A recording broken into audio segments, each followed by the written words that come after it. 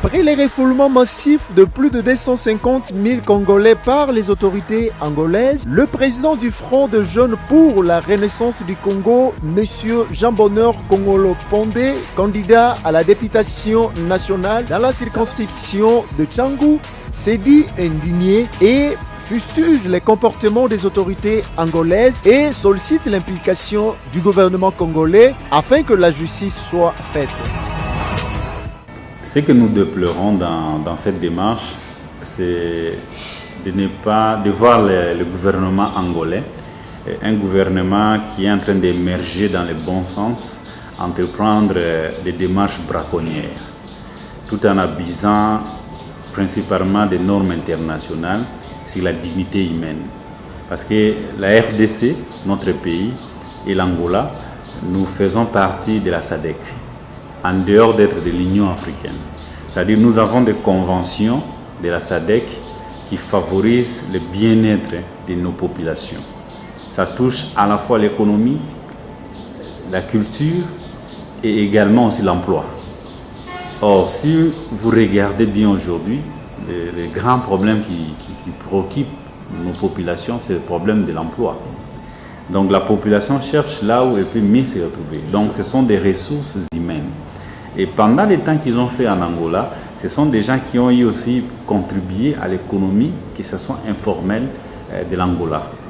Mais quand le gouvernement responsable prend ce genre de décisions, logiquement, elle doit identifier ces personnes par rapport aux lois sur l'immigration et deuxièmement communiquer à travers le ministère des Affaires étrangères les listes, l'identification des gens identifiés qui fait partie de cette citoyenneté. Mais quand nous regardons du côté congolais, que ce soit aussi du côté Angola, nous ne trouvons pas cette traçabilité de correspondance où l'Angola dit qu'il avait informé la RDC et la RDC avait répondu, on n'a pas ça. C'est là où maintenant nous condamnons l'Angola d'avoir fait ce genre d'actes que nous ne souhaitons pas. Au-delà de ça, l'Angola et la RDC, nous sommes partie prenante des statuts de Rome, où la torture est prohibée comme pratique de résolution des problèmes. En regardant ce qui s'est passé dans nos frontières, quand nos citoyens traversaient, nous condamnons fermement des actes de torture et de violence que nos citoyens ont subis. Parce que ça ne garantit pas les droits de l'homme de nos citoyens. Et le gouvernement congolais, à travers la Commission nationale des droits de l'homme, doit obligatoirement envoyer des enquêteurs congolais pour documenter ce genre d'actes et pour suivre le gouvernement angolais sur les instances internationales pour des réparations. Ce n'est pas être légal dans un pays qui vous donne l'autorisation de torturer. La Convention sur l'élimination de la torture n'a pas les stéréotypes d'être formel ou informel dans un État. C'est un être humain qui mérite des traitements humains. Regardez. Maintenant, l'acte de refouler les Congolais éligibles en Angola, on ne peut pas condamner l'Angola. Il est dans son droit de répatrier tout Congolais qui n'a pas respecté des lois d'immigration d'Angola. Là, il est de droit. Personne ne peut condamner le gouvernement angolais sur ces bases. Ce que nous condamnons, c'est que nous demandons même la réparation vis-à-vis de l'Angola. Ce sont les actes de violence et de torture qu'a subi nos compatriotes. Au-delà de ça, nos compatriotes avaient l'économie. Ils avaient leur épargne, ils avaient leurs boutiques, ils avaient leurs activités qu'ils faisaient. Où sont parties ces activités? Le gouvernement angolais n'a pas protégé ces biens. Or, nos polices, les polices du monde entier, quel est leur rôle? C'est protéger les biens et les personnes. Maintenant, pourquoi chez nous, on n'a pas respecté ça? Il n'y a eu ni bien, ni personne qui a été protégé. Nous regardons les autres pays. Le Congo n'a pas seulement le problème d'immigration au niveau de l'Angola, ni un Congo en face. Nous avons des problèmes aujourd'hui avec l'Israël. L'Israël communique Il a donné même 4 mois en avance en disant, dans telle date, tous les Congolais illégaux en Israël vont retourner au Congo. C'est maintenant au gouvernement congolais de prendre des précautions, de recenser et faire répatrier les Congolais d'une manière humaine. Même s'il y a les autres qui insistent de rester là où ils sont. Parce qu'il y a un autre problème. Vous savez, dans la convention créant au commissariat des réfugiés, parce que dans tous les lots qui sont rentrés, nous ne savons pas l'identification si réellement parmi des milliers ou des centaines de milliers qui sont rentrés. On parle de 250 000. Imaginez-vous, 250 000 Congolais refoulés d'une manière forcée. Est-ce que le gouvernement d'Angola a consulté la CER au niveau de l'Angola pour savoir qui sont des réfugiés politiques, qui sont des réfugiés militaires et qui sont des réfugiés économiques? Parce que si vous refoulez des gens qui ont fui la RDC pour protéger leur vie et que vous les retournez pour mourir au Congo, le gouvernement angolais est doublement condamnable. Parce que ce genre de pratiques devraient se faire en complicité avec le bureau de haut commissariat des réfugiés en Angola. Mais vous regardez tel que ça a été exécuté, je ne vois ni la présence des gens de la CER, je ne vois ni la présence des autorités des DGM de la RDC pour favoriser ce retour. Je vois il n'y a pas un système formel légal qui a été respecté. C'est là où nous condamnons l'Angola et nous demandons la réparation de tous ces abus. En fait, Monsieur le Président, qu'est-ce que la RDC est censée ou doit faire justement pour mettre fin définitivement à tous ces phénomènes, pourquoi pas tous ces maux que les Congolais sont en train de vivre actuellement? Pour moi, le gouvernement congolais doit rentrer dans ses obligations. Comme j'ai dit, nous avons constitutionnellement établi la Commission nationale des droits de l'homme. C'est une institution qui siège dans des institutions internationales pour des réparations des abus de droit. C'est à cette commission, à travers le ministre des droits humains, de la justice et des affaires étrangères et de sécurité intérieure, d'aller là où ces actes ont été commis, de les documenter avant que ça disparaisse dans la nature. Prenez des photos de violations, prenez des preuves médicales, prenez des preuves physiques pour des cas de torture, des témoignages de toutes ces personnes, répertoriez tous ceux qui ont perdu leur vie au niveau d'Angola, ramenez au niveau du ministère étranger, constituez une commission, allez voir le gouvernement angolais pour des réparations ou allez voir les cours et tribunaux internationaux pour des réparations. Nous l'avons fait avec l'Ouganda. Nous pouvons aussi le faire avec l'Angola. C'est question de la volonté. Donc pour moi, le gouvernement congolais ne doit pas continuer à être passif à travers ce genre de comportement.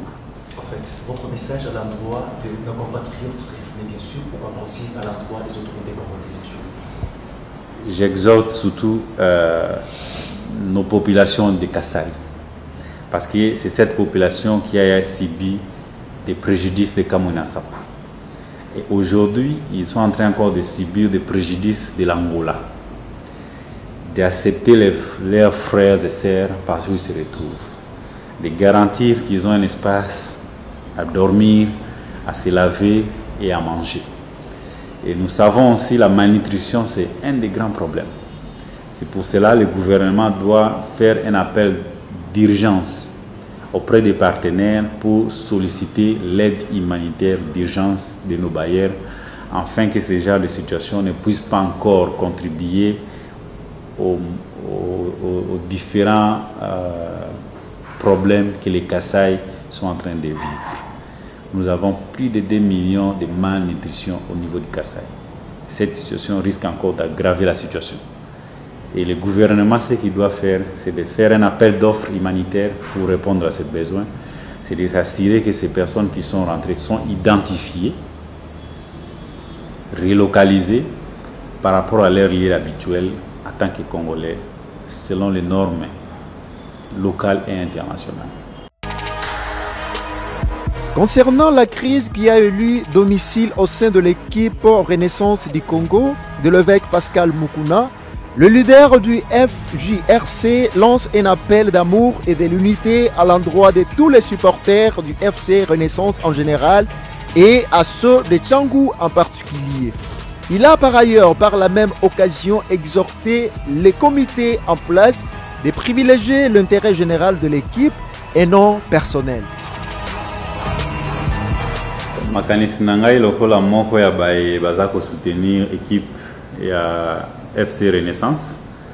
Ezali ete c'est vrai tozali na mwa kokoso ya koyokana mais tozola kisa ete tozali libota moko toza ko solola tozoluka pe nzela to bongisa mais ezo pena tamula ite pour au moins même défaite ya lobby eleki ezali pour l'accès moral pena ya ba joueur na ba supporter eza esika mon côté donc ezo senga staff mon ya Renaissance pe na ba commission ba mobilisation bisika nyonso bazali ba chamai na munoko pour que ba ete équipe Renaissance eza na chance pour na football na biso na Congo pour kolanda ndenge masolo ya stade ezalaka na kobota mana biso ezali loko moko ya hasard te. Ce n'est pas pour rien biso nyonso toya na Renaissance parce que tozo ndima na équipe wana tozo tshela ngo mutema pe tozo bundela ngo na bisika ebele yango nga na sengi d'ailleurs kuti na sepeli pe na remercier na président Mukuna na ndenge azongi lisusu na kokamba FC Renaissance lokola mpapa na kati ya libota azali vraiment obligé à solola lisusu kitoko lisusu na bandeko mosusu pour que libota ezonga lisusu malamu koleka ndenge ezalaki pour morale koma moko Renaissance ezo lisusu ba humiliation ya ndenge tozwaki lobité. Voilà mboka jango na classique ozali oyo personnellement comme dit ça va être bon corps qui dit que na kati ya Renaissance dès lors que baninga mosusu notamment il y a bandal bango balobi il faut bakutana na mwana mboka mokuna na terrain neutral. Bon moko ezali important. Il faut soki to lingi to garder to ka sonité par rapport à l'histoire na biso. Soki to lingi to ka sonité toza obligé to kutana to yokana. Parce que na o ache mukie na o ache mingi biso nso to salini to tondisi vers wana pour que équipe ezala terrain neutre ou pas yamona lobi to chamai na munoko parce que lelo tozo sentir amote mais biso ba toza na cité lokola nga na chango boyebi stade mobimba soki tondi ezali mobilisation ya équipe na biso ya chango pona stade wana tonda mais lelo moral ekomi kokita kozongisa moral wana eza facilité nde eloko président Mokuna na ndeko Musengena na ba misusu il faut ekota na mutu na bango pour ceux qui to perdre base na biso ya ba supporter équipe wana ata moko na bango atika na bango kosimba te donc orgueil na bango il faut la placer na ba supporter oyo ba sali bango et non ezala basé par rapport ya ba port au bango ba tchepo na équipe pour ceux qui public na biso surtout ya chango to toni saka stade wana ezapo to ndimela leadership na bango to ndimela maturité na bango ya ko gérer pe to ndimela muki na muki bango nyoso baza ko chapo équipe ezala bona mboka message na wizalini à l'endroit ya ba supporters nyonso pour la opportunité ya ko na étendre la biso na sengi na ba supporters nyonso ya Renaissance na Congo mobimba particulièrement na Kinshasa pe na Chango bisika oyo ngamoko na rasiraka jour match ezali même 10 bis ilandaka zo sopa bat na stade pour considérer que équipe na biso ezala intact nazo senga na ba supporter wana ba se démoraliser te FC Renaissance ezo traverser la période nango mais to ko démontrer te histoire na biso ezali histoire ya moto te mais ezali histoire ya Nzambe yango il fallait to continuer to tika bakambia FC Renaissance na maboko ya Nzambe pour que bango pe ba simba mana bolingo toza na mpona équipe oyo pour bale na ba supporter langage ezala moko pour victoire ezala ndenge toyebeli ezalaka yango conseil pe sensibilisation na kosala na ba supporter surtout ya renaissance surtout ya chango ekokuya te renaissance ekokuya te. Madame Boka, merci mingi monsieur journaliste.